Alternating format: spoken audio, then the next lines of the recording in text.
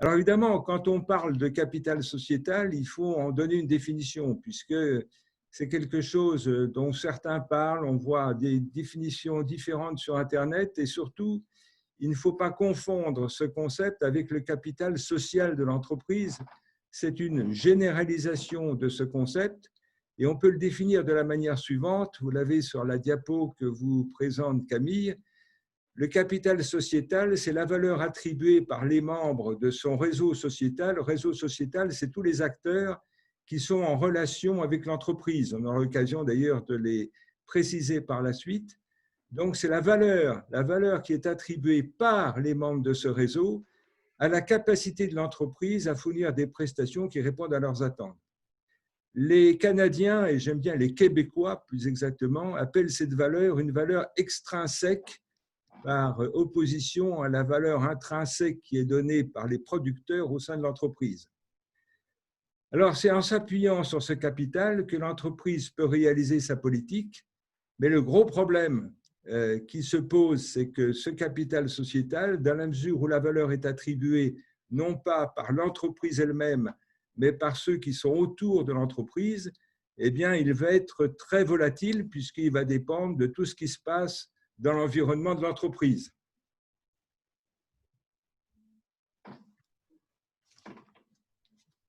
Alors, je vous ai donné quelques exemples de configuration de ce capital sociétal. Alors, ça n'est pas exhaustif, bien sûr, et évidemment, dans les petites entreprises, dans les entreprises moyennes ou suivant l'activité de l'entreprise, je rappelle que ce que je vais vous présenter s'applique aussi bien dans les entreprises à but lucratif qu'aux entreprises à but non lucratif. C'est exactement la même chose et je vous donnerai tout à l'heure même des exemples assez particuliers là-dessus. Alors, le capital sociétal d'une entreprise, bon, en général, aujourd'hui, on peut considérer qu'il est composé, bien sûr, d'un capital financier, mais au sens de la valeur boursière des actions. Et vous voyez que c'est très volatile. Il suffit qu'il y ait une crise économique et puis la valeur des boursières va s'écrouler, ou bien s'il y a une croissance ou si l'entreprise est en plein développement, la valeur boursière va augmenter. Le capital matériel, pareil, c'est la valeur que les membres du réseau, c'est-à-dire qui sont extérieurs à l'entreprise, attribuent aux infrastructures de l'entreprise. Le capital humain, c'est la valeur du savoir, savoir-faire, savoir-être du corps social de l'entreprise. Le capital informationnel, c'est la valeur que ces personnes extérieures à l'entreprise accordent à l'exploitation des brevets, des bases de données. J'insiste sur les bases de données parce qu'aujourd'hui, dans les entreprises, les bases de données vont jouer un rôle absolument capital dans ce capital sociétal. Le capital organisationnel, c'est l'ingénierie de production, comment on le perçoit de l'extérieur, est-ce qu'on considère qu'il est efficient, efficace, est-ce qu'on considère que finalement il va nous aider à bénéficier des prestations de l'entreprise. Le capital confiance, alors ça, ce n'est pas la peine d'y revenir, c'est quelque chose de très classique, hein, c'est la confiance qu'on attribue bien sûr aux engagements que l'entreprise annonce ou est capable de prendre. Et puis enfin, le capital social, qui est la capacité alors, à trois choses, c'est valoriser le rôle social de l'acteur du réseau, respecter son intégrité physique et mentale, et puis également, alors là, c'est le lien avec l'environnement, contribuer à ce qu'on appelle aujourd'hui au niveau international la dynamique de régénération des écosystèmes de l'environnement, c'est-à-dire on essaie de les régénérer, non pas de les dégrader, mais au contraire de les régénérer. Donc, c'est une vision toujours plus positive que négative qu'on essaie d'introduire dans cette nouvelle approche de la qualité. Pierre, si vous le permettez, j'ai deux questions par rapport au capital sociétal. Oui. La première, donc vous dites que le capital sociétal est volatile. Quelles sont les principales causes de cette volatilité? Écoutez, je vais vous prendre un exemple très simple. Imaginons un étudiant qui est l'équivalent de l'entreprise, dans mon exemple. Cet étudiant, il va s'adresser à un fournisseur, qui est par exemple l'université, pour obtenir un certain nombre de compétences, de savoirs et puis également un diplôme. Tout ça va faire partie de son capital sociétal.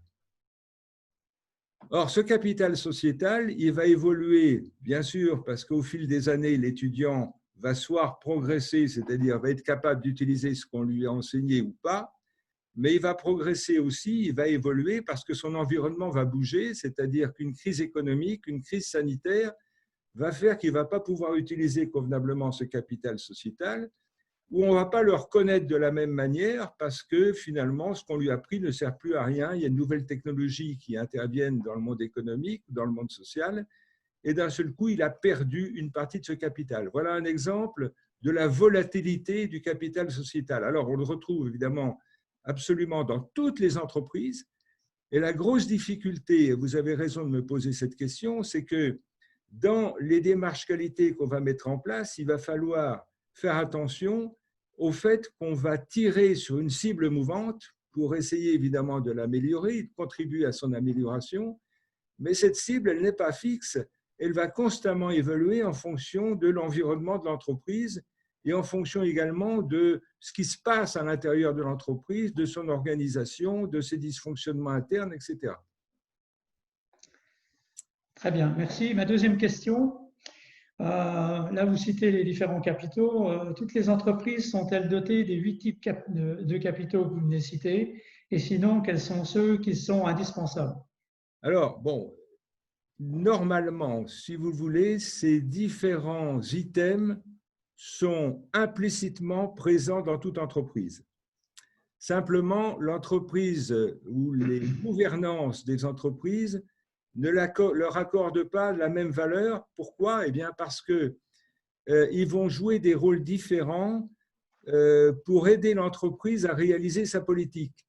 Si je suis dans une entreprise qui a une politique qui est beaucoup plus axée sur le social, il est évident que c'est la dernière partie, le capital social ou sociétal de l'entreprise, j'ai mis social, mais on aurait dû mettre sociétal, mais ce n'est pas grave, qui va jouer le rôle le plus important, la confiance aussi, mais le capital financier aura beaucoup moins d'importance. Donc, suivant l'activité de l'entreprise, suivant son secteur d'activité, suivant sa politique, eh bien, la gouvernance va essayer de faire évoluer ce capital sociétal différemment, puisque ce sont toujours des ressources, le capital sociétal.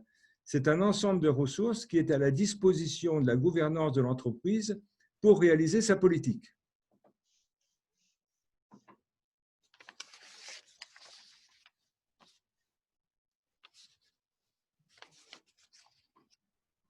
Alors, pour aller plus loin, je vous ai introduit tout à l'heure, il y a quelque temps, la notion de réseau sociétal. Alors, c'est quelque chose qui bouge un peu aussi au niveau international, parce que vous savez qu'en France, on parle beaucoup de parties prenantes, parties intéressées. Il y a des moments, d'ailleurs, on ne sait plus très bien quelle est la différence entre parties prenantes et parties intéressées. Et au niveau international, on a tendance à être beaucoup plus précis que nous. Alors, on intègre dans le réseau sociétal les acteurs suivants. Il y a d'abord ce qu'on appelle en bas les parties prenantes. Les parties prenantes, c'est les salariés et les actionnaires, c'est-à-dire, on va dire, les copropriétaires de l'entreprise, pour utiliser une image. Au niveau international, on appelle ça les shareholders. Et puis, à côté de ça, vous avez bien sûr les clients qui vont jouer un rôle capital.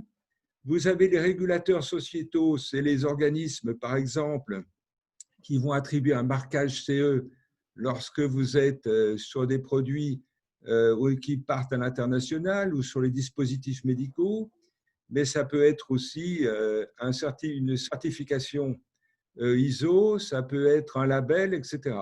Ce sont des organismes qui sont destinés à aider les pouvoirs publics à maîtriser les risques sociétaux. C'est le rôle réel de ces régulateurs sociétaux. Alors, il faut contribuer beaucoup, bien sûr, au capital sociétal, puisque si vous attribuez un label, eh bien, immédiatement, vous améliorez l'image de l'entreprise, donc vous améliorez le capital sociétal de l'entreprise. Donc, ils vont jouer un rôle de premier rang, au même titre que les clients et que les parties prenantes. Et puis, vous avez dans un deuxième rang les fournisseurs qui jouent un rôle intermédiaire parce qu'ils fournissent ce qu'on appelle des ressources circulantes, c'est-à-dire des ressources qui vont être intégrées aux produits qui vont être proposés aux clients. Donc, indirectement, évidemment, ils vont jouer un rôle important tout de même dans le capital sociétal de l'entreprise, mais ce n'est pas un rôle direct. Et puis, vous avez ce qu'on appelle les influenceurs. Alors, les influenceurs, c'est les réseaux sociaux, c'est les médias, mais c'est aussi la concurrence. Donc, l'entreprise, pour maintenir ou améliorer son capital sociétal, va être obligée de veiller à ce que les relations qu'elle va entretenir avec ces différents acteurs l'aident à maintenir ce capital, voire éventuellement à l'améliorer. Et c'est dans ces relations entre l'entreprise et ses différents acteurs qu'on va introduire la démarche qualité dont je vais vous parler maintenant. J'ai une question, si vous le permettez, Pierre, concernant l'écosystème de l'entreprise. Sur la slide, on voit qu'il y a 3 pôles, on va dire, qui sont cerclés en rouge. Ouais. Donc important. Est-ce que le plus important des 3 n'est pas le pôle client? Alors, c'est le plus important. C'est un pôle important, mais les salariés et les actionnaires jouent également un rôle très, très important.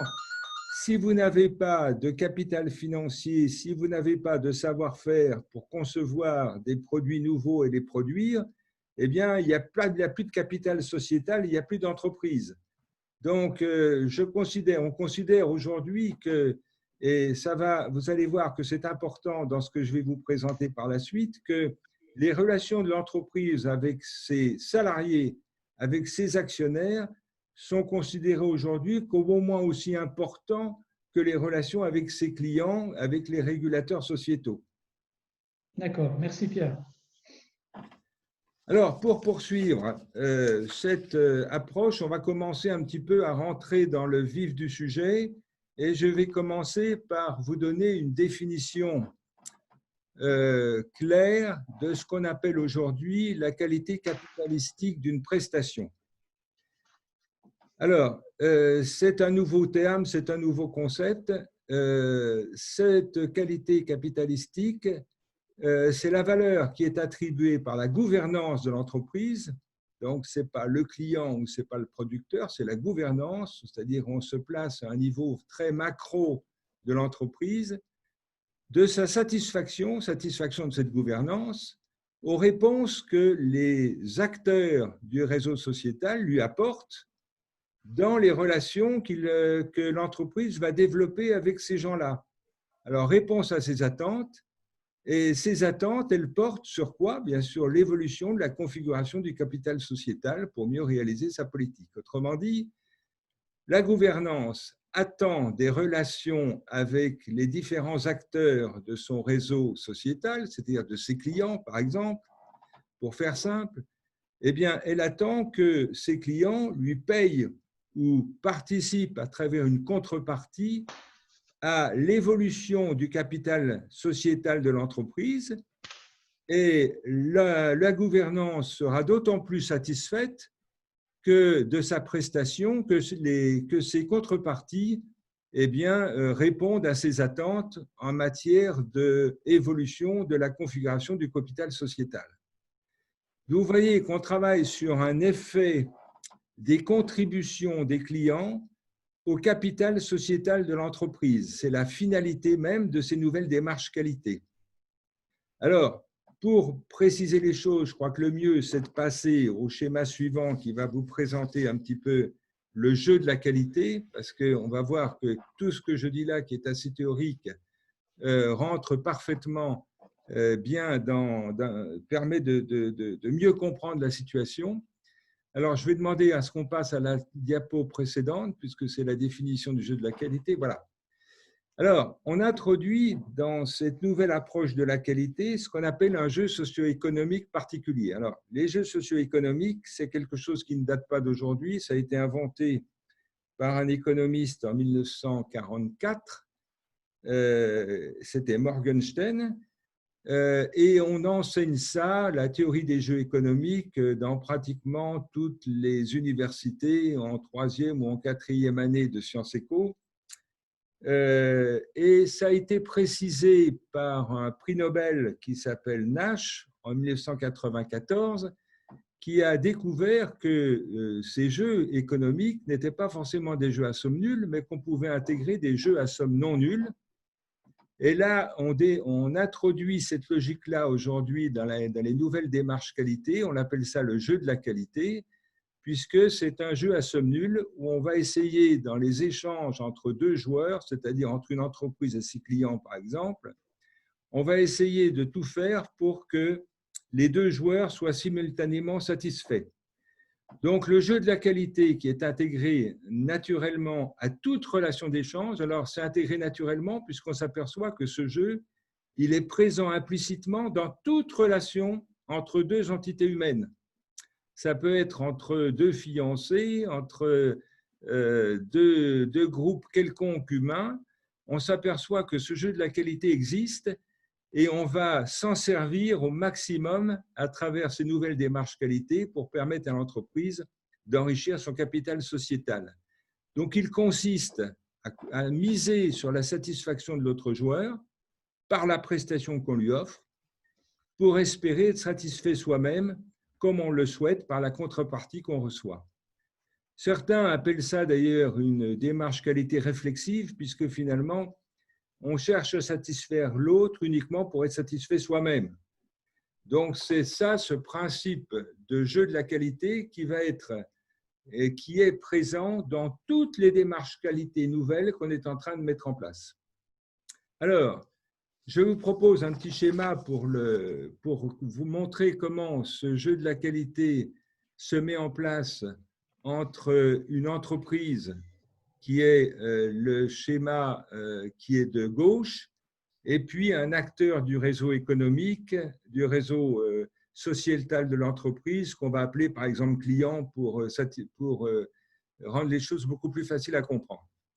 Alors, je me place dans le schéma de gauche et je pars du milieu du schéma. L'entreprise, donc, va essayer de voir comment, par une relation d'échange avec son client, par exemple, eh bien, elle peut améliorer son capital sociétal, autrement dit, quelle qualité capitalistique elle peut espérer en mettant sur le marché une nouvelle prestation. Alors tout ça, c'est une étude de marché, ça se réalise par ce qu'on appelle le marketing sociétal prospectif, donc il y a une terminologie un peu compliquée qui est attachée à ces nouveaux aspects-là, et en général, et on verra tout à l'heure comment, eh bien, l'entreprise arrive à se dire, bah, tiens, voilà, pour espérer améliorer mon capital sociétal dans les relations avec mes clients, eh bien, voilà comment je pourrais imaginer concevoir une nouvelle prestation. Alors, elle va réaliser des investissements. Donc, des investissements, c'est elle va dépenser une partie de son capital sociétal pour concevoir d'abord ce qu'on appelle le rayonnement qualité de la prestation. Le rayonnement qualité, c'est un argumentaire de vente de la qualité de la prestation. Alors, ça suppose qu'on a préalablement élaboré une maquette de la prestation, qu'on a élaboré tout un argumentaire de vente, et on va présenter cet argumentaire de vente au client, et je passe à travers la flèche rouge dans le schéma qui est à droite. Et là, le client va essayer d'estimer, en fonction des informations qu'il reçoit, eh bien, quelle est la satisfaction probable des centres d'intérêt qu'il peut associer à la prestation. Alors, en fonction de ça, il va essayer, s'il est très satisfait, s'il est très attiré, il va essayer de renforcer sa relation ou de créer aussi une relation avec l'entreprise, c'est-à-dire qu'il va envoyer un message à l'entreprise à travers ce qu'on appelle le rayonnement qualité de la contrepartie en disant, ben voilà, moi j'aimerais bien bénéficier de votre future prestation et voilà combien je suis capable de mettre avec mon pouvoir d'achat, par exemple, pour pouvoir bénéficier de cette prestation. C'est tout ce que je peux faire, mais je peux faire tout de même tout ça, ou éventuellement je peux emprunter un peu d'argent. Enfin bon, je suis intéressé par entrer en relation avec vous, je suis prêt à acheter éventuellement votre nouvelle prestation et voilà ce que je peux vous apporter comme contrepartie.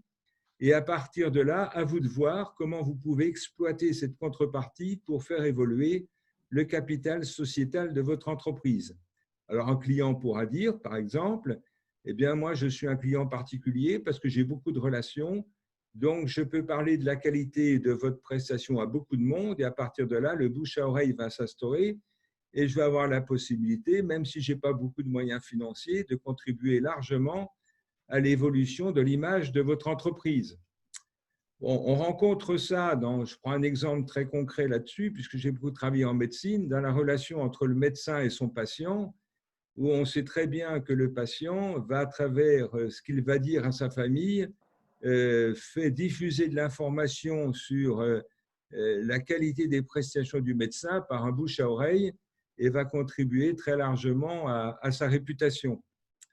J'ai travaillé dans des cliniques privées, c'est la Générale de Santé, pour ne pas nommer, où on a mis en place toute cette nouvelle approche de la qualité et on a beaucoup travaillé sur la relation, évidemment, médecin-patient, mais pas uniquement, pour essayer de mettre en évidence des facteurs de compétitivité par rapport à d'autres organisations internationales de cliniques. Alors, une fois que cette relation d'échange a commencé à s'instaurer entre l'entreprise et son client, il y a un contrat qui va se passer, donc il y a une négociation contractuelle qui va s'opérer.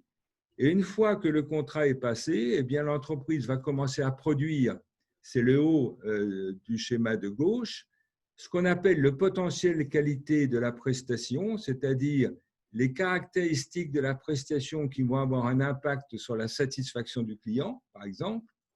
Et puis, on va produire aussi une coproduction des contreparties, parce qu'en général, dans cette relation d'échange, le client voudrait bien nous apporter une contrepartie, mais on va peut-être l'aider. Par exemple, si je suis une entreprise qui vend des voitures, eh bien, je vais m'associer avec une banque de manière à pouvoir lui faire des prêts financiers pour qu'il puisse me payer plus facilement ma voiture. Donc, c'est ce qu'on appelle la coproduction de la contrepartie qui est présent partout.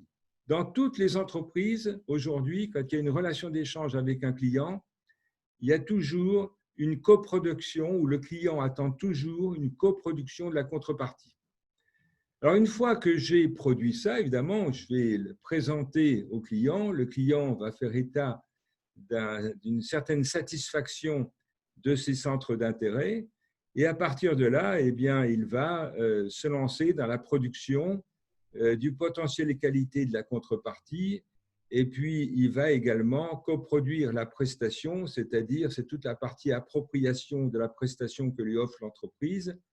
Donc, tout ça va permettre à l'entreprise, une fois qu'elle reçoit la contrepartie, notamment au niveau de la gouvernance, d'évaluer finalement la contribution de ce client, comment elle participe à l'évolution du capital sociétal de l'entreprise. Alors, ça peut être purement financier, mais ça peut être aussi en termes d'image, ça peut être aussi en termes de valorisation de son capital sociétal, c'est-à-dire quand le client, ou si c'est un fournisseur, ou si c'est un régulateur sociétal, met en évidence le fait que cette entreprise est en train de s'engager à corps perdu dans les démarches environnementales. Bon, ça va jouer un rôle très important pour l'entreprise, surtout si cette entreprise a décidé dans sa politique d'avoir un rôle beaucoup plus important au niveau de son environnement, de son écosystème dans ce domaine.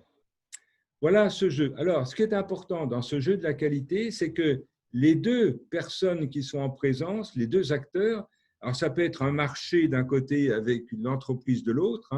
J'ai pris des exemples en prenant l'acteur du réseau, un acteur du réseau sociétal et l'entreprise, mais ça peut être un marché complet et non pas seulement un individu.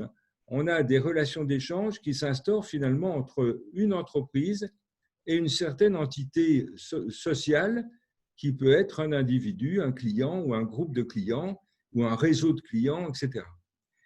Et c'est sur la base de ce jeu de la qualité, autrement, vous voyez qu'on sort du cadre de la qualité de conformité, on sort du cadre de la qualité de production d'un produit ou d'un service pour parler de qualité d'une relation d'échange. Et évidemment, c'est beaucoup plus complexe puisqu'on ferme la boucle, c'est-à-dire que l'entreprise sait qu'elle va produire, qu'elle va faire des efforts pour produire de la qualité parce qu'elle en attend un retour sur investissement. Et ce qu'on va évaluer au niveau de la qualité capitalistique, c'est la valeur que la gouvernance accorde à ce retour sur investissement. Tout le reste, la qualité de conformité, la satisfaction du client, ce ne sont que des moyens pour atteindre l'objectif final qui est le retour sur investissement. Pierre, j'ai une question sur le jeu de la qualité. Quelles en sont les principales forces et pourquoi? Alors, les principales forces, la première déjà, c'est que lorsque on aborde la qualité sous cet angle-là, avec les dirigeants des entreprises, eh bien, on ne leur dit plus la qualité, c'est un coût. La qualité, c'est destiné à satisfaire le client, c'est destiné à ce que le produit soit conforme aux engagements qui ont été pris. Tout ça, c'est ce qu'on a véhiculé comme message jusqu'à présent. Et du coup, la direction de l'entreprise considère que produire de la qualité, c'est un coût. D'ailleurs, on parle de coût d'obtention de la qualité. Alors que là, la qualité d'un seul coup devient un investissement. C'est-à-dire que lorsque le service qualité, par exemple, se présente en début d'année ou en fin d'année auprès de son patron en disant « Voilà, j'aimerais bien augmenter le budget de mon service », en général, jusqu'à présent, le patron lui dit « Dis donc, vous me coûtez déjà assez cher comme ça, et puis on a été certifié, ça nous a coûté cher, il faut renouveler les certificats, etc. » Bon.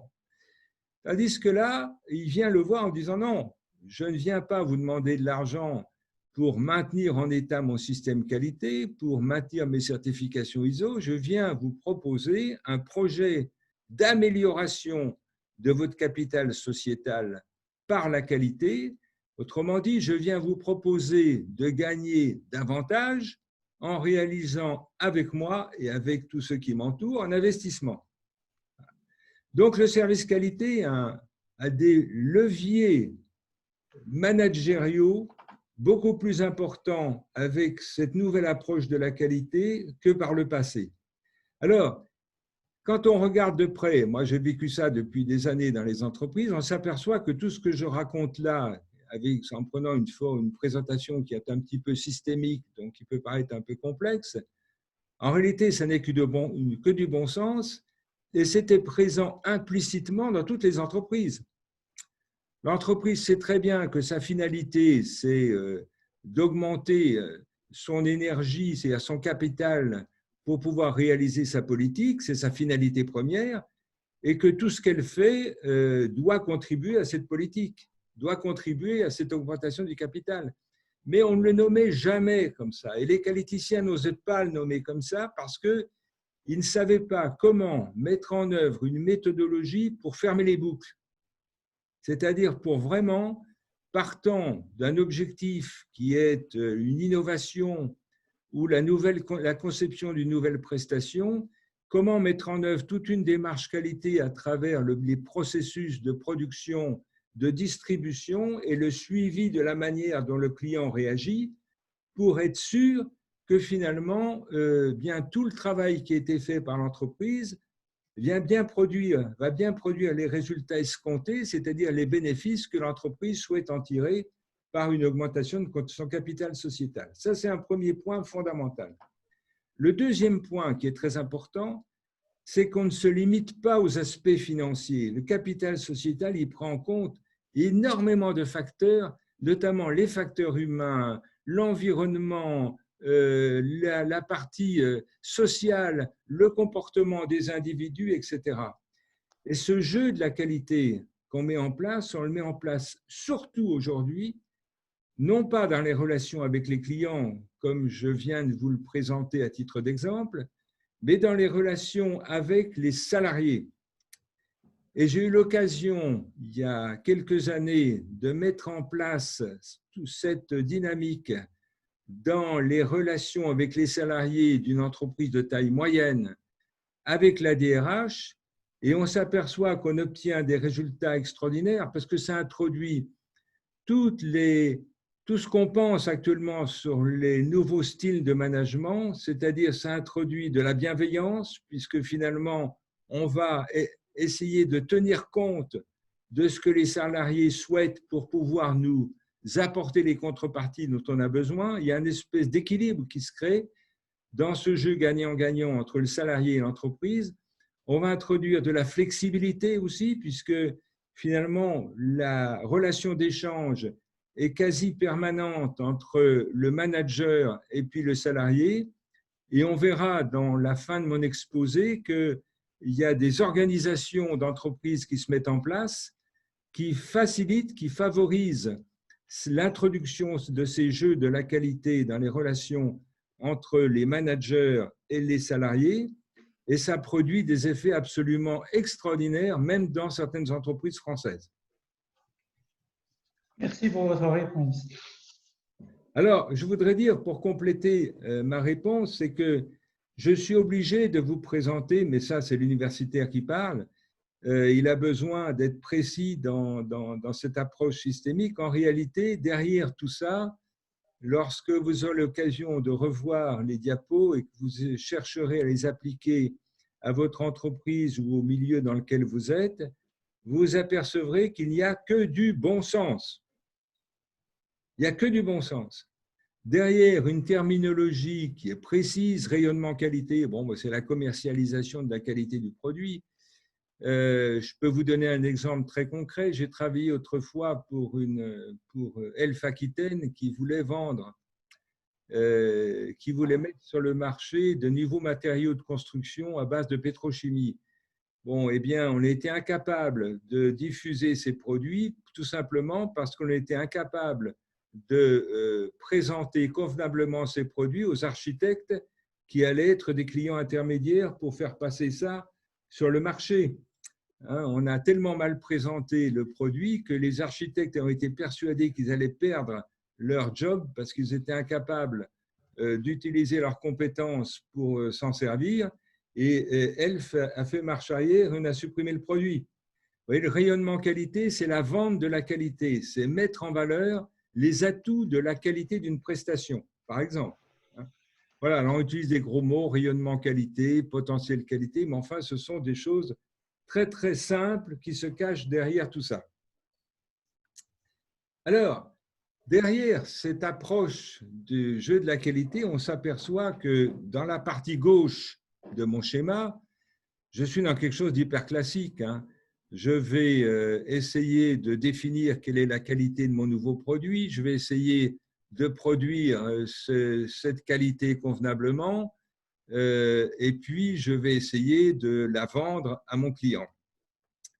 Mais quand je passe dans le schéma de droite, alors je m'aperçois que je rentre chez le client et qu'il va falloir que moi, entreprise, je surveille que finalement ce client va bien, premièrement, être satisfait ou espérer être satisfait par mon produit pour accepter de signer un contrat avec moi et ensuite pour produire la contrepartie que j'attends pour pouvoir alimenter mon capital sociétal. Autrement dit, il va falloir non plus que je regarde ce qui se passe chez moi, mais il va falloir que je regarde absolument ce qui se passe chez lui. Alors, on appelle ça l'élasticité qualité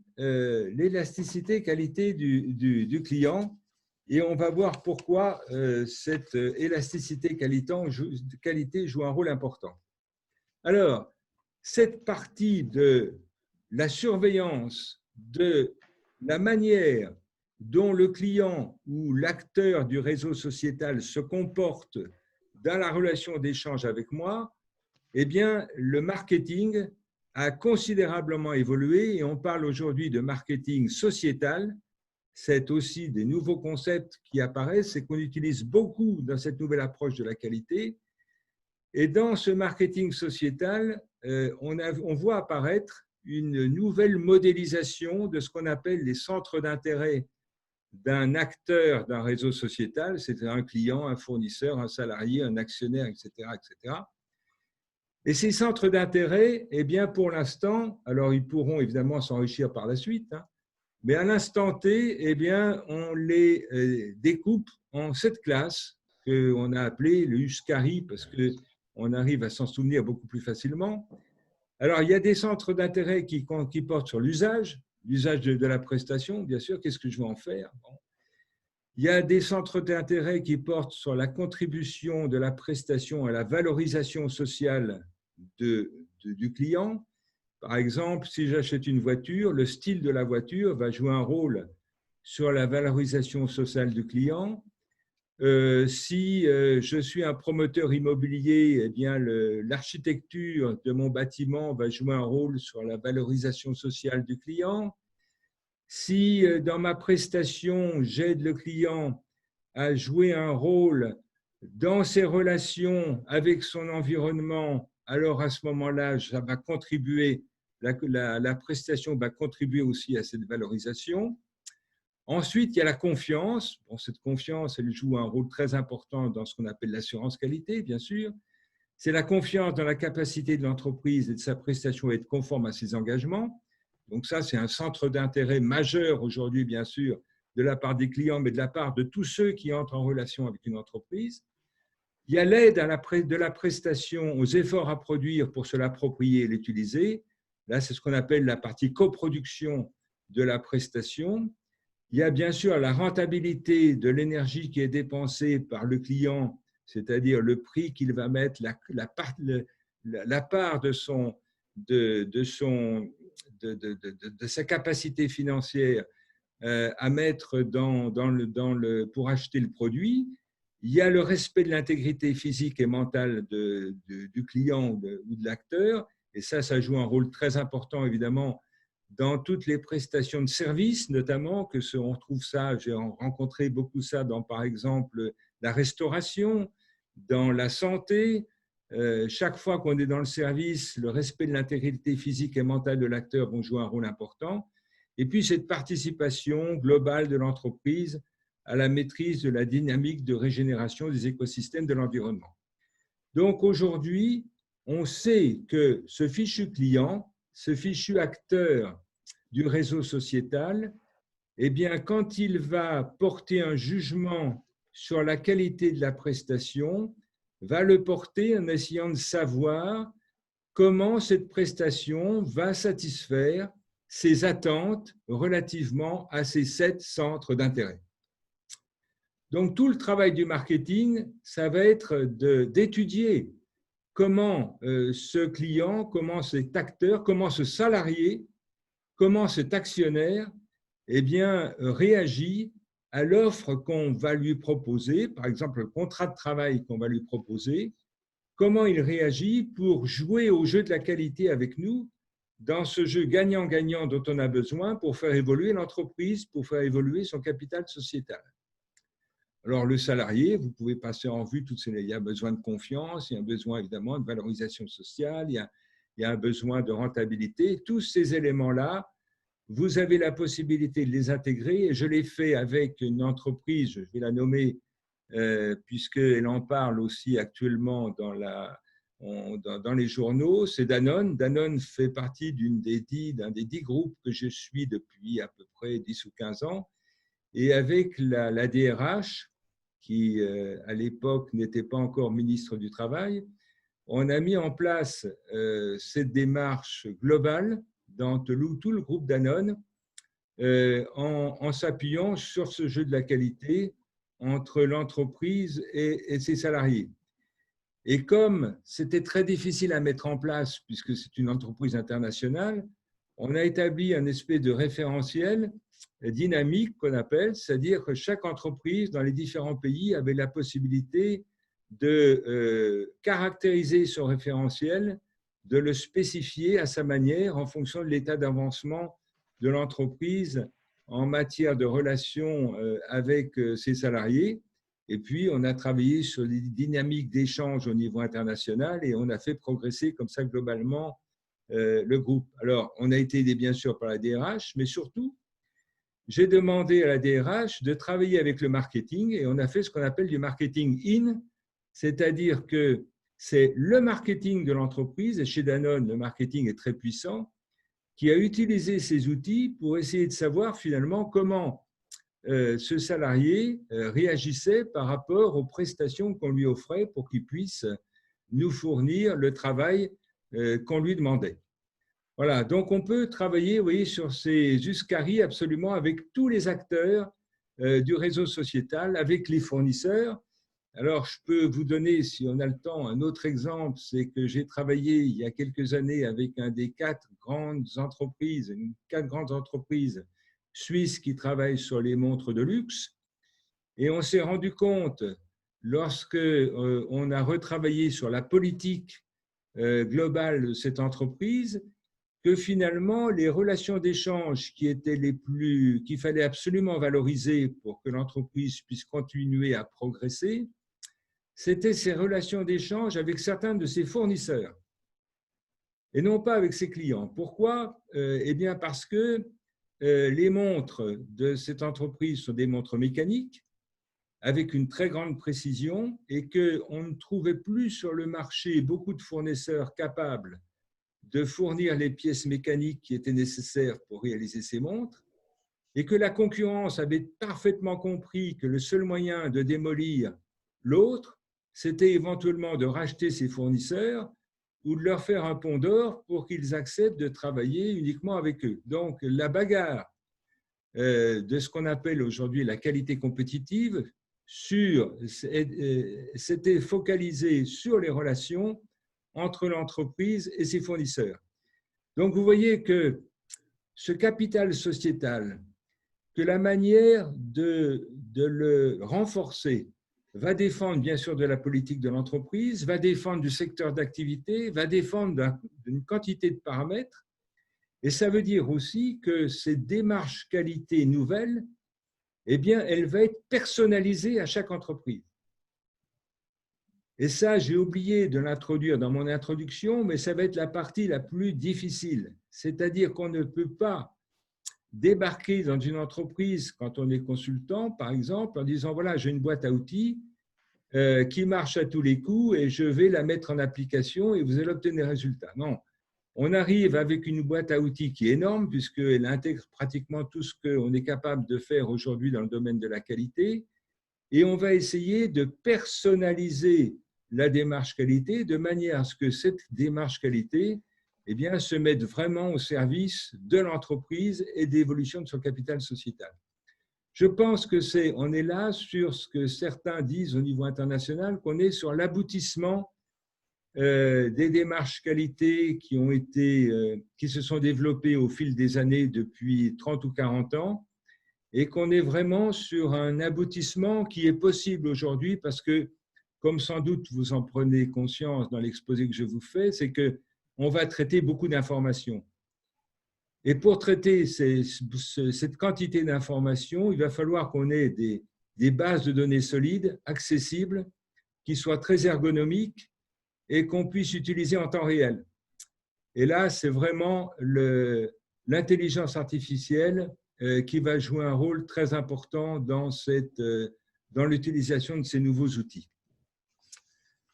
Donc, je vous ai dit tout à l'heure, on a vu apparaître dans mon schéma général un concept qui s'appelle l'élasticité qualité.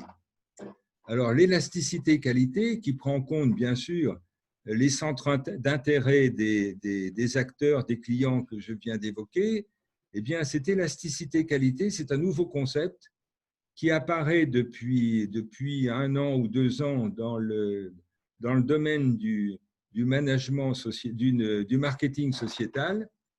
Et il peut se définir de la manière suivante, hein, l'élasticité qualité d'un acteur, donc mettez client si vous voulez, c'est la manière dont cet acteur réagit à l'attrait du rayonnement qualité de la prestation en fournissant un certain potentiel qualité de la contrepartie.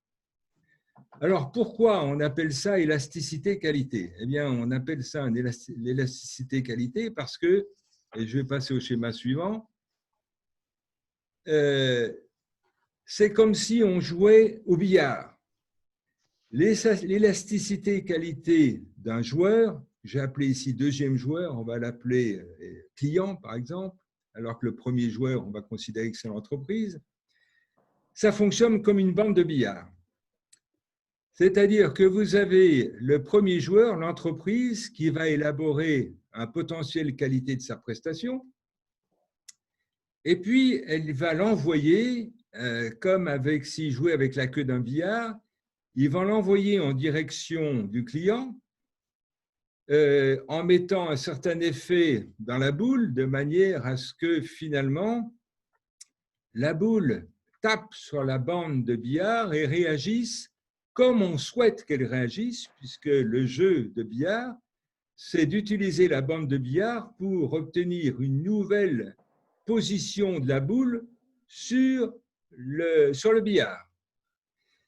Donc, on va envoyer cette boule de billard, c'est-à-dire le potentiel et le rayonnement qualité de la prestation sur l'élasticité qualité du client. Le client va réagir et en réagissant, il va produire une contrepartie. Cette contrepartie aura un certain potentiel qualité et ce potentiel qualité, il va falloir qu'on s'arrange pour qu'il soit conforme à ce qu'on attend de lui pour alimenter eh bien, le capital sociétal de l'entreprise.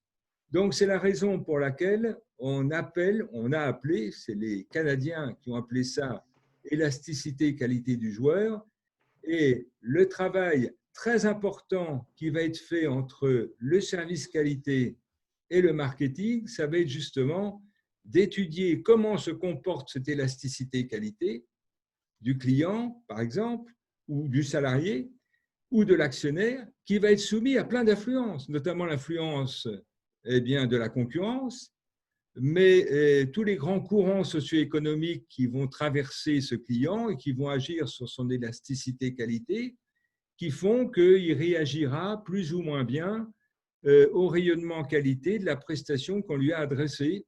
Et ça veut dire que si on n'est pas capable d'anticiper ou de maîtriser ou d'accompagner ce processus d'élasticité qualité du client, eh bien, on a peu de chances ou pas beaucoup de chances d'obtenir la contrepartie qu'on attendait. Autrement dit, vous voyez que dans le jeu des processus, jusqu'à présent, quand on cartographiait les processus d'une entreprise, on cartographiait ce qui se produisait.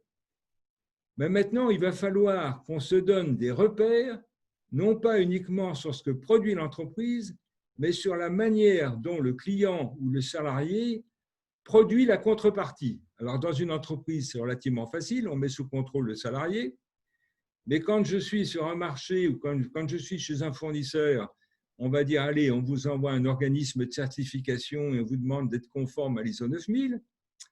Mais quand je suis avec un client, eh bien, ça va être beaucoup plus difficile de mettre son élasticité qualité sous contrôle. Et pourtant, on va devoir le faire. Et aujourd'hui, les entreprises gagnantes sont des entreprises qui sont capables d'avoir un marketing sociétal suffisamment précis pour ça. Alors, je parle de l'exemple où j'ai un client, mais imaginez que je m'adresse aux influenceurs. On a vu tout à l'heure que dans le réseau sociétal, il y avait des influenceurs qui jouent un rôle important, notamment les réseaux sociaux. Comment j'agis sur un réseau social de manière à ce que finalement, il me renvoie comme image de l'information que je lui ai adressée, ce que j'attends de lui. Comment, par exemple, lorsque je suis un restaurateur, je gère la manière dont les clients émettent sur les réseaux sociaux des avis sur la qualité du restaurant. Gros problème. Eh bien, il va falloir qu'on essaie de trouver, avec le marketing, avec le commercial, des réponses à ce problème de manière à ce que le capital sociétal du restaurant ne soit pas détruit ou perturbé par le fait que j'ai un client qui n'est peut-être d'ailleurs jamais venu dans mon restaurant, mais qui met des avis comme ça pour se faire plaisir, n'importe quel avis sur le restaurant, sur les réseaux sociaux. Je prends cet exemple parce que je l'ai vécu il n'y a pas très longtemps dans un restaurant et que c'est vraiment un des problèmes importants qui se posent. C'est un restaurant où on a mis en place tout ce que je vous dis là de manière très simple. Ce n'est pas un grand restaurant. On a obtenu des résultats très intéressants en matière d'amélioration du capital sociétal, c'est-à-dire l'image du restaurant, mais aussi évidemment le capital financier, etc. Et il a fallu qu'on travaille avec le marketing, avec un certain nombre de consultants sur la manière justement de traiter ces avis ou de les contrer. Donc, voilà ce qu'on appelle l'élasticité qualité du client ou l'élasticité qualité de tout acteur du réseau sociétal.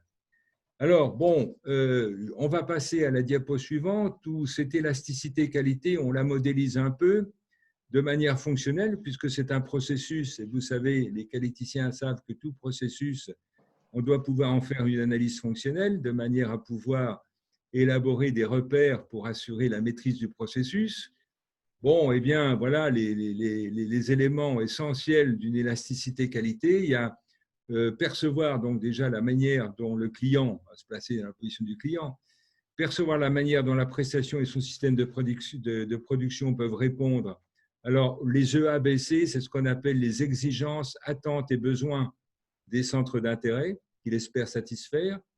Et puis, comment ça impose des contraintes aussi au niveau des modes d'utilisation et des caractéristiques des contreparties à fournir. Voilà, on appelle ça aujourd'hui, les marketeurs appellent ça EABC, c'est-à-dire exigence, attente, besoin, contrainte, pour simplifier. Alors, deuxième fonction, c'est comment, une fois qu'il a perçu finalement l'intérêt, son espérance de satisfaction, il va transformer ses perceptions en espérance de satisfaction, c'est la deuxième partie.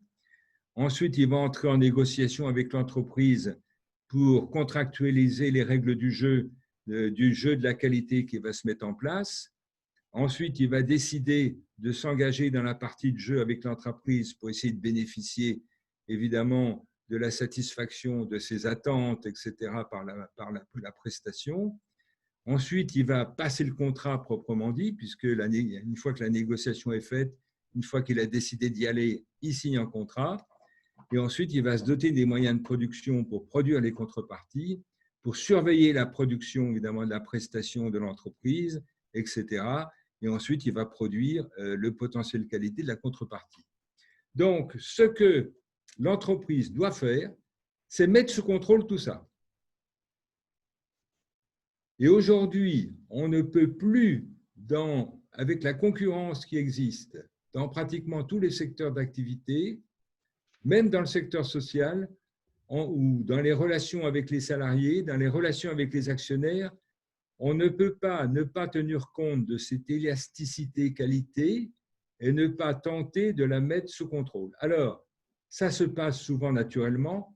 Quand vous avez des relations permanentes avec une personne qui est en face de vous, vous pouvez facilement imaginer que tout ce que je raconte là, ça n'est que du bon sens, hein, et que vous passez votre vie à mettre sous contrôle son élasticité qualité. Bon. Donc, ne serait-ce que pouvoir continuer à entretenir des relations avec cette autre personne et pouvoir bénéficier de la contrepartie que vous en attendez. Bon. Donc, on est dans une logique, quand je prenais l'exemple de l'étudiant tout à l'heure avec l'université, il va également, cet étudiant, il va mettre sous contrôle aussi l'université pour voir comment elle réagit par rapport à ses attentes pour obtenir en contrepartie le diplôme qu'il attend, etc., etc. Donc, vous voyez que je suis en train de vous présenter des choses un peu analytiques qui peuvent vous paraître un peu complexes. Mais derrière tout ça, ce n'est que du bon sens. Et si on formalise ça comme ça, c'est simplement pour qu'une entreprise puisse l'utiliser et l'appliquer en permanence de manière systématique et de manière contrôlée avec tous les acteurs de son réseau sociétal. Alors, lorsque le marketing sociétal, on a vu que dans le début du jeu de la qualité, l'entreprise, elle doit se poser la question finalement, est-ce que ça vaut le coup que j'entre en relation avec ce client, avec ce marché? Est-ce que j'ai la possibilité de lui offrir une prestation qui aura un potentiel qualité qui va la séduire, qui va me permettre d'avoir des contreparties, qui alimentent mon capital sociétal? Donc, on va demander au marketing sociétal de faire ce qu'on appelle un diagnostic qualité initial. C'est-à-dire, on ne se lance pas dans une relation d'échange avec un nouveau salarié, avec un nouveau marché, avec des fournisseurs, aujourd'hui, sans réaliser ce diagnostic sociétal. qui est attachée à cette qualité capitalistique. Alors, on utilise pour ça une matrice classique, hein, la matrice Foote, qui est une matrice spéciale qu'on introduit dans le cadre de cette qualité capitalistique. Et vous voyez que cette matrice, autrement dit, le diagnostic qu'on doit fournir, que le marketing doit fournir à l'entreprise, il doit se présenter sur la manière suivante. On voit qu'il y a 4 grandes catégories de possibilités de modifier les relations d'échange avec le client pour l'entreprise pour améliorer son capital sociétal. Alors, il y a la partie négative. Malheureusement, la partie négative, ça veut dire que l'entreprise est en difficulté dans la relation avec ce client.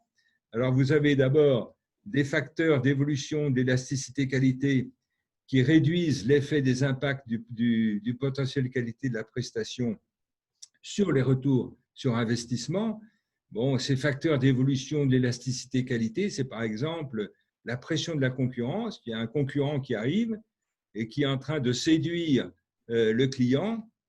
Ça veut dire que vous, avec votre potentiel qualité, vous n'avez plus d'impact, l'impact suffisant sur l'élasticité qualité qui est évoluée. Donc, vous ne pouvez plus, vous n'allez plus pouvoir obtenir les retours sur investissement escomptés, c'est-à-dire la qualité capitalistique escomptée. Bon, ça, on va réagir avec ce qu'on appelle la qualité compétitive. Il y a toute une théorie qui se met en place là-dessus, basée sur notamment l'innovation. Je n'en parle pas ou j'en parlerai une autre fois. Mais c'est quelque chose de très important qui se développe aujourd'hui. Il y a la partie du bas. La partie du bas, ça n'est que ce qu'on fait jusqu'à présent, ce qu'on a fait jusqu'à présent. Vous voyez que dans le diagnostic du marketing sociétal, finalement, toute la qualité qu'on a développée jusqu'à présent, c'est uniquement la partie basse à droite de la matrice.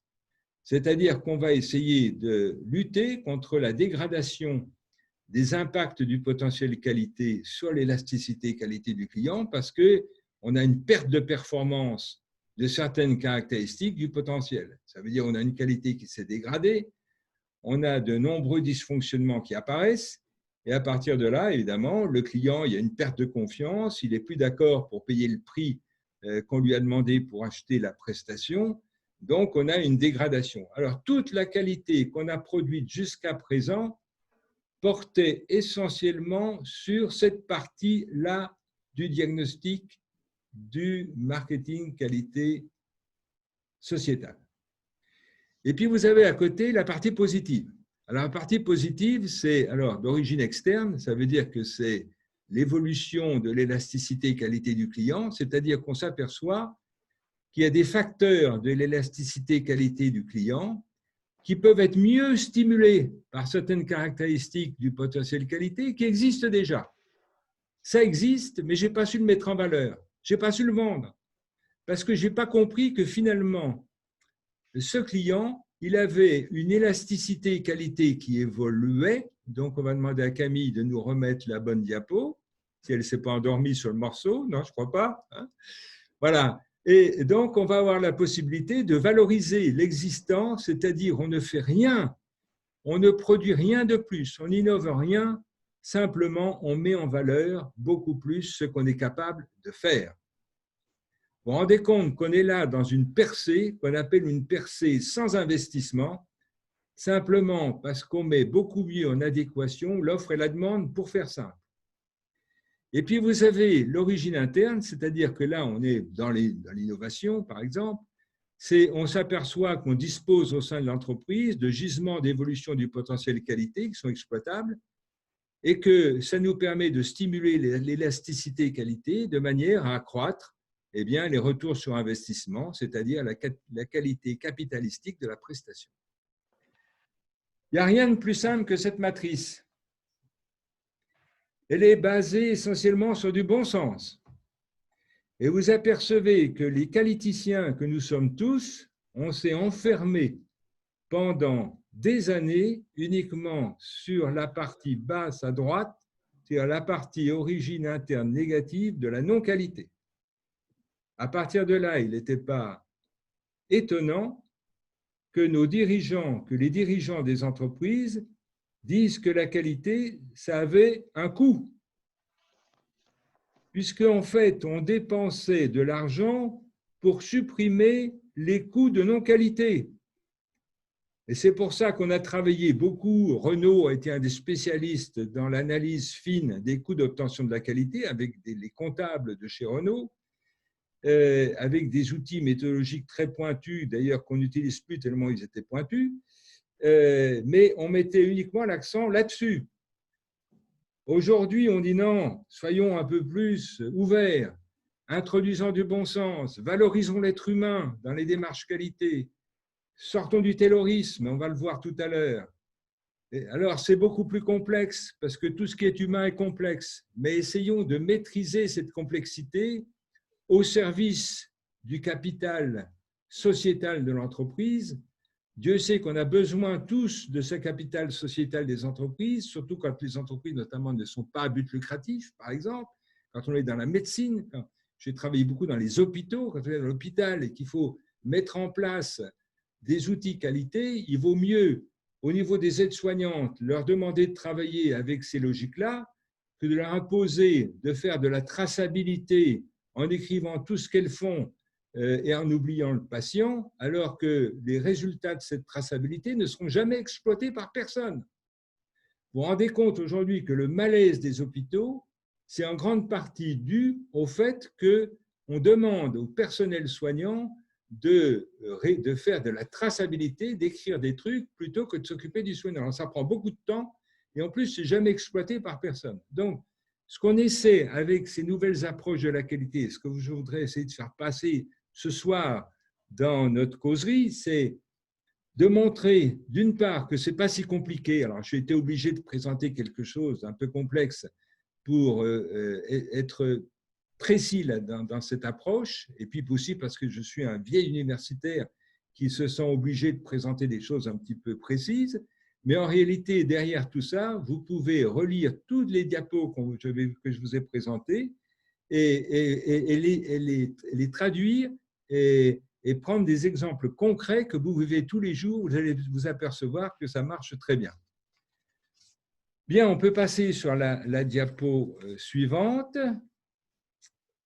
Alors, une fois que le marketing sociétal nous a fait ce bon diagnostic, qu'est-ce que fait l'entreprise?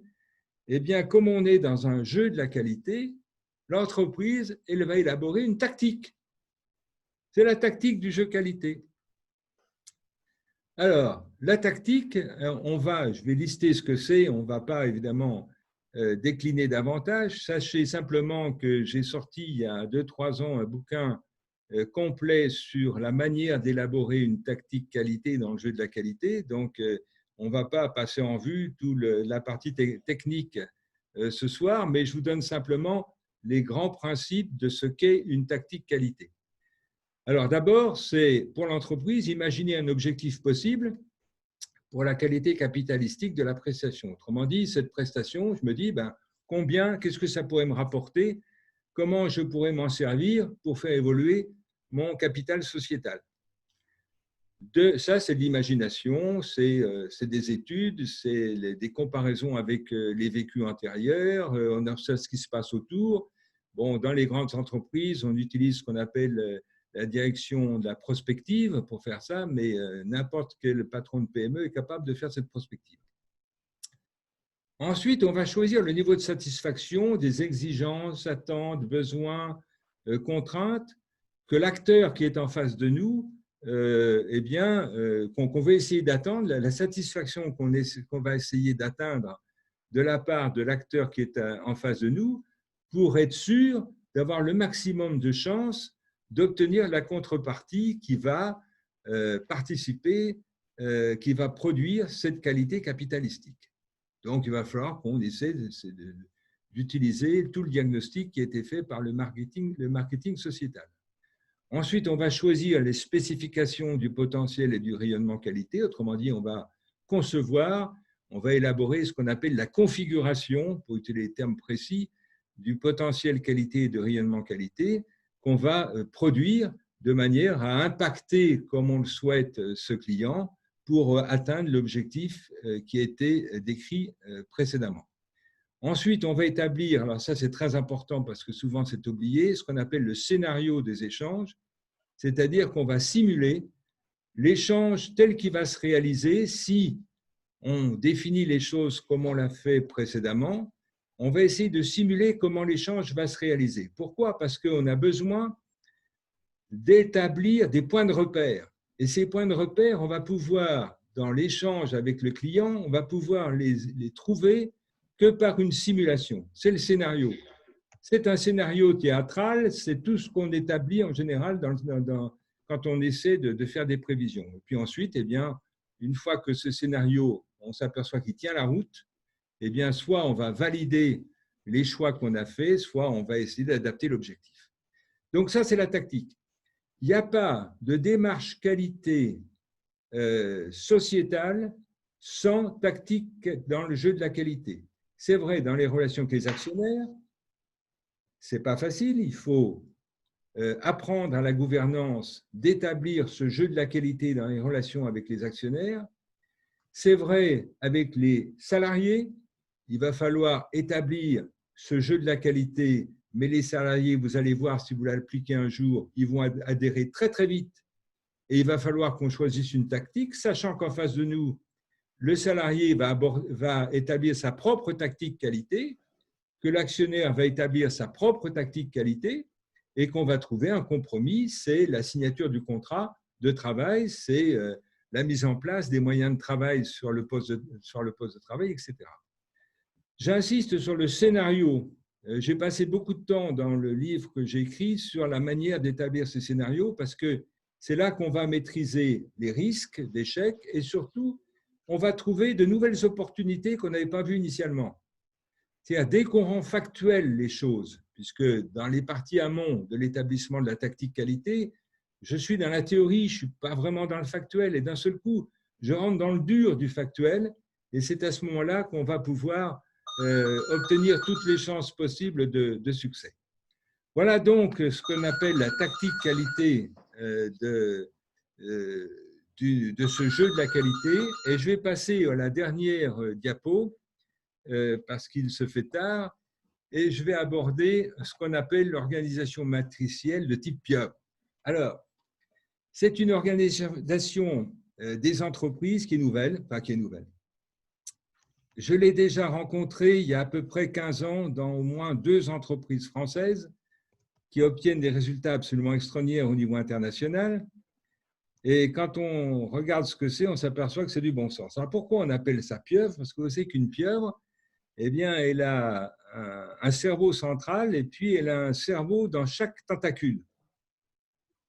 Et puis elle a même des neurones au niveau de ses ventouses, ce qui lui donne une agilité, ce qui lui donne la possibilité de s'adapter à l'environnement très, très, très rapidement. Eh bien, aujourd'hui, ou on va dire il y a 10 ans déjà, ou 15 ans, mais de plus en plus dans toutes les entreprises que je suis amené à côtoyer, on met en place ce type d'organisation. Alors, il ne faut pas être trop… faire attention à mon schéma. Je me suis placé dans une entreprise qui est une grande entreprise. Donc, ça suppose qu'il y a des domaines d'activité stratégiques. Bon. Mais en réalité, on va se placer, on va supposer que je suis dans une PME et qu'il n'y a qu'un seul domaine d'activité stratégique. Alors, on organise l'entreprise dans ce qu'on appelle en ligne produit. Je vais prendre un exemple très concret. Chez PSA, les lignes produits, eh bien, c'est des plateformes de production. PSA a été organisé tout à fait comme ça. De plus en plus, on est en train de déployer, mais on va dans cette logique-là complètement à l'intérieur du groupe.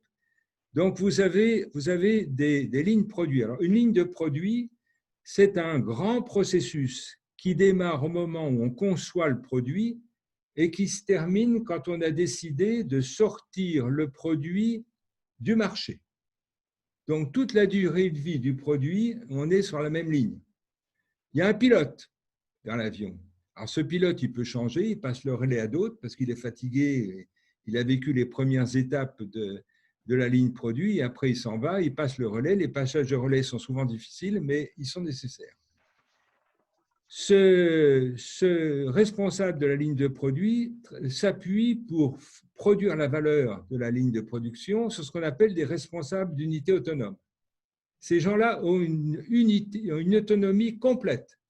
On leur donne une mission, ils doivent rendre des comptes, mais ils font ce qu'ils veulent pour trouver la solution la meilleure pour obtenir les objectifs qu'on leur a attribués. Et puis, ça, c'est dans le back-office de l'entreprise. Et vous avez en front-office ce qu'on appelle les cellules individuelles de production, qui sont des individus qui sont dans les services associés aux produits, ce qu'on appelle en front-office, et qui vont être en permanence en contact avec les clients. Eh bien, dans les entreprises actuelles, les chefs d'entreprise décident que les gens qui sont dans les lignes produits peuvent faire appel comme ils veulent à tous les services d'assistance, que ce soit DRH, maintenance, qualité, marketing, etc. Ils passent des contrats de relations clients-fournisseurs avec eux, c'est-à-dire que tous ces gens-là sont à la disposition des entreprises. Et si dans une ligne de production, vous avez un responsable d'unité autonome qui dit « moi, je ne suis pas content de ces services d'assistance », il a la possibilité de faire appel à quelqu'un de l'extérieur. Et dans une des entreprises dans lesquelles j'ai eu l'occasion d'intervenir, eh bien, quand on recrutait quelqu'un dans ces services d'assistance, avant de signer un contrat définitif, on passait un CDD avec eux et on demandait au bout de 6 mois aux responsables des unités autonomes, aux responsables de lignes de produits ou CIP, qu'est-ce qu'ils pensaient de cet individu. S'ils étaient contents, on le gardait. S'ils n'étaient pas contents, on le virait. Autrement dit, tous ces services d'assistance n'ont aucun pouvoir managérial dans l'entreprise, ils n'ont simplement qu'un pouvoir d'assistance, ils doivent être très bons dans leur assistance, ils sont au service d'eux, et ce n'est pas les personnes qui sont dans la ligne produit qui sont au service de ces services d'assistance.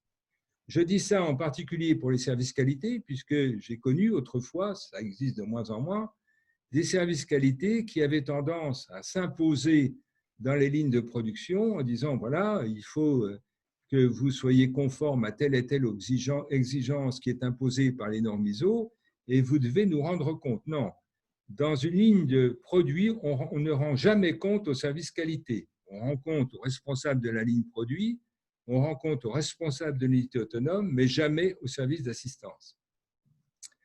Voilà, ben écoutez, je vais m'arrêter là. J'ai été sans doute assez, peut-être trop complet, mais on va pouvoir aborder les questions si vous le voulez bien. Et merci de votre attention.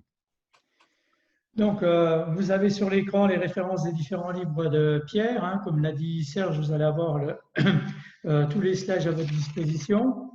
Bel exposé. Alors, moi, j'avais 2 questions sur le dernier slide avant de passer à une autre question qui a été posée dans le chat. À votre avis, le système de managériat de type pieuvre est-il celui vers lequel les entreprises doivent-elles tendre aujourd'hui? Parce que d'après ce que vous aviez dit, il y a peu d'entreprises qui l'utilisent, je crois. Hein. Alors, pour l'instant, il y a peu d'entreprises. Pourquoi? Parce que ça nécessite de casser le taylorisme. Or, aujourd'hui, vous avez dans les entreprises ce taylorisme qui est fortement implanté, notamment dans l'industrie, peut-être un peu moins dans les services, mais dans l'industrie beaucoup. Et alors, les changements opérés, bien sûr, c'est un changement dans le comportement managérial des individus, mais c'est aussi et surtout maintenant une réorganisation de l'informatique. Et comme ça coûte très cher de faire évoluer les systèmes informatiques, eh bien, on hésite un peu à sortir de ce taylorisme pour entrer dans cette organisation managériale. Mais on le fait actuellement dans les services, on le fait par exemple dans la sécurité sociale, on le fait dans des cliniques, on le fait dans les restaurants. Moi, je l'ai mis en œuvre dans une maison médicale il n'y a pas très longtemps. On a démarré d'ailleurs la maison médicale avec ce type d'organisation. Alors, c'est vrai que quand on démarre une entreprise, c'est plus facile parce qu'il n'y a pas d'histoire, donc on est moins perturbé par les transformations internes à opérer. On n'a pas de re-engineering à faire. C'est aussi l'état d'esprit du patron, hein, si je peux dire patron en termes génériques, hein. C'est-à-dire qu'il fait confiance, il délègue, il surveille. Donc voilà, Oui. à la limite, il fait plus rien, hein. Ça, c'est moi ce que Alors, mon premier patron m'a appris. alors, ce n'est pas qu'il ne fait plus rien, ça veut dire qu'il s'intéresse beaucoup à la politique et à la stratégie de son entreprise. Et ça, c'est considérable parce que c'est son rôle principal. Il gère sa gouvernance le mieux possible et il essaie aussi de gérer, quand l'entreprise est assez grande, son directoire et son conseil d'administration. Et on sait aujourd'hui, avec les évolutions en cours dans les entreprises, qu'il y a de plus en plus de conflits dans les gouvernances et dans les conseils d'administration parce qu'on a du mal à faire les choix qui s'imposent pour faire évoluer les politiques. Donc, j'ai vécu ça il y a encore 1 an ou 2 ans dans un grand groupe, puisqu'on m'avait demandé d'arbitrer un petit peu un certain nombre de conflits dans un directoire. Et on s'aperçoit que, bon, un chef d'entreprise ne peut plus avoir le nez sur le guidon, comme on dit, c'est-à-dire aller voir ce qui se passe dans les ateliers. Il doit faire confiance, il doit déléguer, et ça permet d'introduire une très grande flexibilité dans l'entreprise. Et il doit utiliser les cerveaux où ils sont. Et les cerveaux, ils sont, vous avez vu, au niveau des ventouses, au niveau des lignes de production. Hein, voilà. Alors, c'est compliqué et souvent, il faut reconnaître que les jeunes chefs d'entreprise sont plus à même de s'engager dans cette direction que les entreprises qui sont un peu plus âgées. Mais malgré tout, je peux vous dire qu'il y a une entreprise, je ne vais pas nommer son nom, mais qui fabrique des moteurs électriques. C'est en Allemagne, mais près de Strasbourg. Ils ont le leadership au niveau international aujourd'hui. J'ai l'occasion de les suivre un petit peu, mais quand je suis arrivé chez eux, tout était en place. Le dirigeant, comme vous dites, me dit, moi, je suis tranquille, hein, j'ai plus grand-chose à faire. Hein. Je délègue absolument tout et je m'intéresse simplement à ce qui se passe autour de mon entreprise, autour de mon entreprise. Je ne m'intéresse plus à ce qui se passe dedans. Je m'intéresse à ce qui se passe autour de manière à être sûr que je fais évoluer mon entreprise comme il faut pour qu'elle continue à jouer son rôle dans son environnement sociétal, aussi bien vis-à-vis de l'écologie que vis-à-vis de la compétitivité de l'entreprise, que des positions gouvernementales à un moment donné ou des évolutions macroéconomiques. Et je crois que ça, c'est fondamental. Et je suis persuadé que ce que j'ai vécu dans cette grande entreprise, je l'ai vécu dans une autre aussi, près de Strasbourg. Je ne sais pas pourquoi, mais c'est là que le gisement actuellement est le plus important. Mais ils communiquent entre eux, donc c'est sans doute pour ça. Mais je pense qu'on peut le vivre dans une PME. Pourquoi? Parce que dans une PME, on est plus près de tout le monde. Donc, c'est encore plus facile. Comme dirait Serge, n'est-ce pas le principe de se libérer, Pierre? Comment? Comme dirait Serge, n'est-ce pas le principe de l'entreprise libérée, ce management pieux?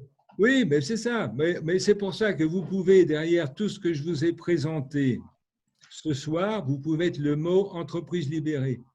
Vous pouvez mettre le terme bienveillance. Vous pouvez mettre RSE parce qu'on l'intègre parfaitement dans ces nouvelles formes de management. Certains disent, et vous l'avez vu sans doute, qu'ils appellent ça, j'aime pas trop, mais ils appellent ça le management post-moderne. Et si vous regardez sur Internet, il y a un certain nombre de consultants qui sont regroupés aujourd'hui en France qui ont choisi cette terminologie pour mettre en œuvre ce qu'on a étudié ensemble ce soir. Et c'est exactement tout ce que je vous ai dit et ils essaient de le mettre en application. Alors, ils utilisent d'autres termes, mais c'est exactement ça. Donc, moi, je considère que ce n'est pas post-moderne, c'est même pas moderne, c'est quelque chose qui existe depuis 30 ans et que simplement, on essaie de mettre avec du bon sens dans les entreprises, qu'on aurait dû faire sans doute plus tôt, et ça marche mieux maintenant parce qu'on a de meilleurs outils méthodologiques et puis qu'on a surtout des systèmes d'information qui sont plus performants. Alors, j'avais une question qui a été posée pendant le déroulé de votre exposé, Pierre, concernant le capital sociétal. Une question qui a été posée par Florent. Comment peut-on mesurer le capital confiance? Alors, le capital confiance, on le mesure. Alors, c'est intéressant parce que tous les éléments du capital sociétal, ce sont des valeurs qui sont attribuées par les membres du réseau. Donc, on va pouvoir les mesurer qu'en sondant le réseau, c'est-à-dire on va sonder, par exemple, les clients, c'est le marketing, qui va mettre en place des systèmes. Alors, ça peut être des enquêtes de satisfaction, mais je n'aime pas trop cette notion-là, puisque au titre des enquêtes de satisfaction, on fait n'importe quoi maintenant. Mais dis donc, je vais appeler ça des sondages, c'est-à-dire le marketing va interroger, va observer la manière dont les gens se comportent dans le réseau sociétal et en interprétant cette manière, ces comportements, il va transformer ça en une évaluation. On appelle ça évaluation et pas mesure, hein, puisque ça n'est pas une mesure, mais c'est simplement une échelle de valeur. Et on va traduire ça en échelle de valeur en matière de confiance ou en matière de, même sur le plan financier, la valeur boursière. La valeur boursière d'une action, c'est quelque chose qui est attribué par la bourse. Alors, c'est plus facile puisque c'est quantifiable. On est dans la compta, on est dans le phénomène financier, donc on s'appuie toujours sur des choses très rationnelles. Mais dans le domaine du capital confiance, comme on appelle, le marketing est tout à fait capable d'établir ce capital confiance. J'ai fait faire dans une entreprise en interne par le marketing chez Danone, on a fait un travail sur la manière dont les salariés accordaient leur confiance à leur manager. Eh bien, on a utilisé des outils marketing. On est allé sonder, on les a fait parler. Alors, on utilise ce qu'on appelle des techniques adirectives, c'est-à-dire on les met pas sur un divan, mais presque, et puis on les fait causer. Et puis après, on traite les informations qu'ils nous fournissent. On a même des techniques de traitement automatique du langage qui sont à notre disposition, qui font qu'on arrive aujourd'hui à parfaitement comprendre et non seulement évaluer le capital confiance, mais savoir pourquoi on nous accorde cette confiance. Parce que pour progresser, il ne faut pas seulement évaluer, il faut être capable de savoir quelles sont les causes qui sont à l'origine, que ça peut être des risques ou ça peut être des opportunités. Et à partir de là, on va s'en servir pour progresser. On est toujours dans une dynamique, non pas d'évaluation en qualité, mais dans une dynamique de progrès. Merci Pierre, c'était un très bel exposé. Moi, j'ai plus de questions.